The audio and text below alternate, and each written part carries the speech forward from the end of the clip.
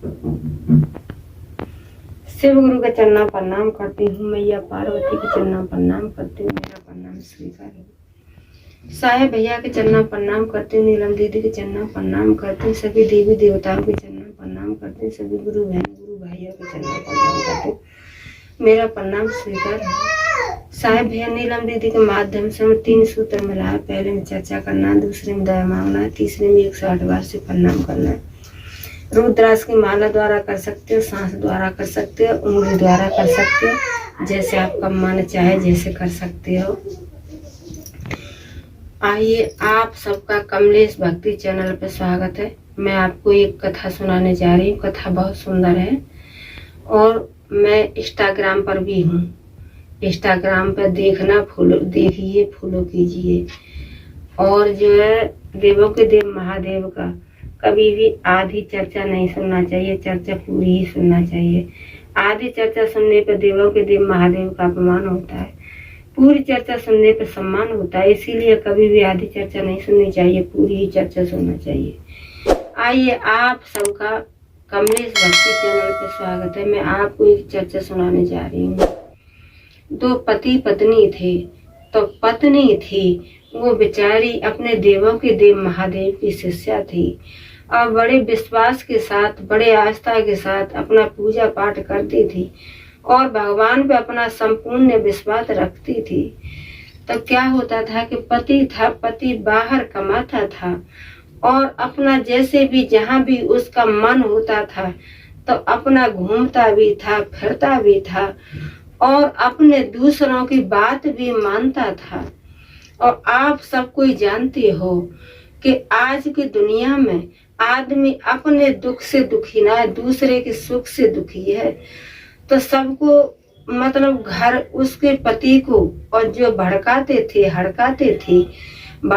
थे कि किसी भी कारण, और इसकी पत्नी बहुत संस्कारी है और बहुत पूजा पाठ करती है। किसी भी कारण इसकी पत्नी नाराज हो जाए, इसकी पत्नी गुस्सा हो जाए तो इसको छोड़ करके चली जाए तो हमको बहुत अच्छा होगा, हमें बहुत अच्छा लगेगा। तो जानते हो ना कि दूसरा आदमी आज के युग में और अपने दुख से दुखी ना है, दूसरे के सुख से दुखी है। तो हर आदमी ना दूसरे का घर बिगड़वाना ही चाहता है, बनवाना नहीं चाहता है।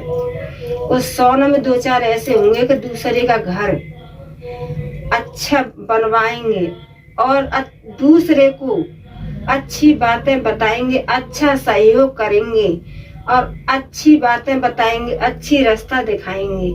लेकिन हर कोई नहीं ये काम करता है। तो इसी तरीके से, और वो तो अपना विश्वास करती थी देवों के देव महादेव पे। इसी तरीके से समय चलता रहा। तो एक दिन अपने पति से कहने लगी कि आप घर में काहे कलेश टेंशन क्यों करते हो, और मैं ऐसी कौन सी गलती करती हूँ कि आप मुझसे कभी प्यार नहीं करते हो, कभी प्यार से नहीं बोलते हो, कभी मुझे इधर उधर घुमाने के लिए नहीं लेके जाती हो। यही कहने लगी।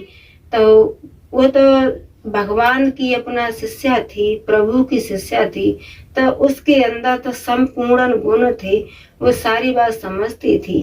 तो अपने पति से यही कहने लगी कि आप दूसरों के पीछे घर में क्यों टेंशन करती हो और हमसे क्यों झगड़ा करती हो दूसरों के पीछे। और जो मैं कितना अपना मैं तो पूजा पाठ करती हूँ और भगवान पर विश्वास रखती हूँ। इसी तरीके से समय चल रहा था। तो उसका पति था, फिर भी दूसरों की बात मानता ही रहा और अपना मन चाहा काम करता रहा। जो उसके पति के मन में आती थी वो वही काम करता था और पत्नी से कोई मतलब नहीं था। वो तो बेचारी भगवान की शिष्या थी, तो वो तो अपने प्रभु पे बड़ा विश्वास रखती थी, बड़ा आस्था रखती थी, देवों के देव महादेव।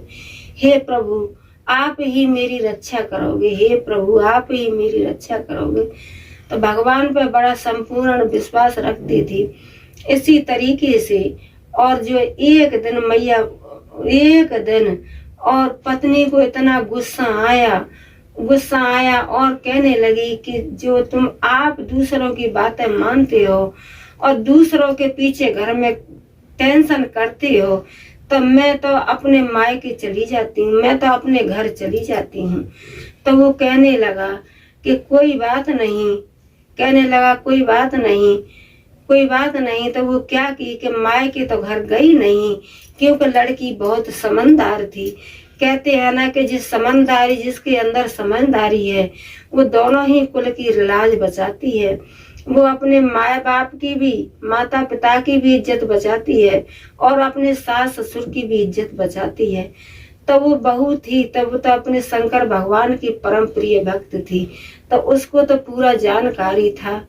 तो वो अपना कोई उल्टा सीधा काम नहीं करती थी, लेकिन उसे हड़काने के लिए तो उसने क्या किया कि वो कहीं ना अपने माँ के घर नहीं गई और अब बहन के घर ही चली गई। कहते हैं कि उसकी ननद अपनी ननद के घर चली गई, उसके घर चली गई, ननद के घर चली गई। तो वहां पर क्या हुआ कि वहां पर जो रही 2-4 दिन रही।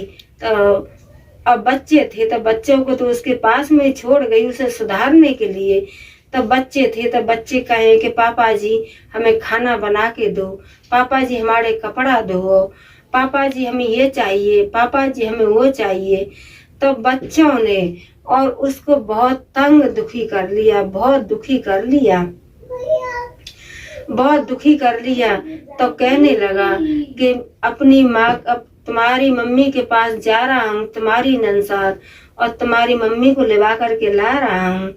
तो बच्चे लोग कहने लगे कि नहीं पापा जी, ऐसे ही हम लोग तो ऐसे ही रहेंगे, क्योंकि बच्चों को पता था कि हमारा पिता है वो थोड़ा अज्ञानी है और हमारी माँ है देवों के देव महादेव की पूजा करती है और हमारी माँ के अंदर संपन्न गुण है, लेकिन हमारा पिता है कि हमारा पिता ये सारी बातें समझ नहीं पाता है, हमारा पिता तो दूसरे की ही बातों में मस्त रहता है। तो बच्चे भी कहने लगे कि नहीं पापा जी मम्मी को रहने दो, आप ही जो है हम तो आपके पास ही रहेंगे, क्योंकि बच्चों को भी जो पता था ना, तब बच्चे भी उसको परेशान करने के लिए बच्चों ने यही बात कहा। इसी तरीके से समय चलता रहा। तब 2-3 दिन बाद और फिर अपनी ननद के घर से आई, लेकिन वो तो बेचारी अपने देवों के देव महादेव की शिष्या थी और बड़ी पुजारिन थी, बड़ा भगवान पर विश्वास रखती थी। तो वो अपनी ननद को भी नहीं बताई कि मैं गुस्सा में आई हूँ, नहीं बताई, क्योंकि उसे ना उसके अंदर संपूर्ण गुण थे और उसे अपने माता पिता की भी इज्जत का ख्याल था और अपने सास और ससुर की भी इज्जत का ख्याल था, अपने पति की भी इज्जत का ख्याल था। लेकिन पति था कि वो कुछ समझता नहीं था। तब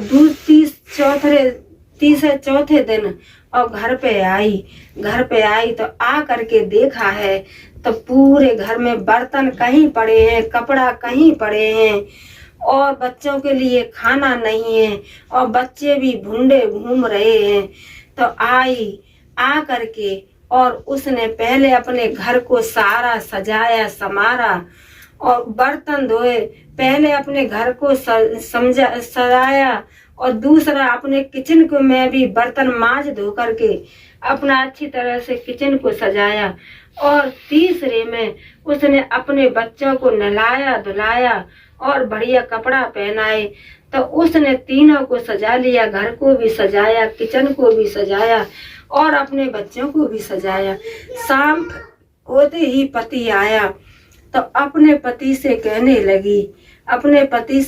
लगी कि तुम दूसरों की बात मानते हो, आज के युग में दूसरा कौन किसका है? दूसरे तो हर घर घर तोड़वाना चाहते हैं। आज के युग में कोई किसी के सुख से सुखी नहीं है, अपने दुख से दुखी नहीं है, दूसरे के सुख से सुखी है। तो आपने दूसरों की बात मानी तो दूसरों का घर बर्बाद हुआ या तुम्हारा घर बर्बाद हुआ।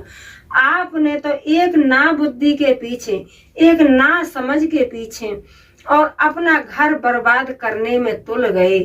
क्यों कि दूसरा कोई आया था तुम्हारे पास, कोई बच्चों को खाना देने के लिए आया था दूसरा, या कोई ही तुम्हारे घर सजाने के लिए आया था, या कोई तुम्हारे बर्तन धोने के लिए आया था, कोई आया था। तो यही सवाल अपने पति से करने लगी, क्योंकि वो तो अपने देवों के देव महादेव की शिष्या थी, तो उसे संपूर्ण ज्ञान था। तो जो पति था उसके सब कुछ 4 दिन अकेला रह गया, तो 4 दिन में उसकी समझ सब कुछ आ गया, सब कुछ आ गया। क्यों कि कहते हैं कि घर में कभी भी दूसरों के पीछे और दूसरों की बातों में आकर के कभी लड़ाई झगड़ा नहीं करना चाहिए। दूसरे तो हमेशा घर ही तोड़वाते हैं, तो कभी भी दूसरों की बात में नहीं आना चाहिए। अपने घर में अपनी पत्नी की कमी या अपने पति की कमी अपनी आंखों से देखो और अपने कानों से सुनो, लेकिन दूसरे के बहकाने में कभी नहीं आना है। दूसरे के बहकाने में जो आएगा वो अपना ही घर बर्बाद कर देगा। इसीलिए कभी भी अपनी आंखों से देखो, कानों से सुनो, तभी विश्वास करो, लेकिन दूसरे के कहने पर कभी विश्वास नहीं करना। बोलो मैया पार्वती की जय, बोलो शंकर भगवान की जय, बोलो सच्चे दरबार की जय। हर हर महादेव।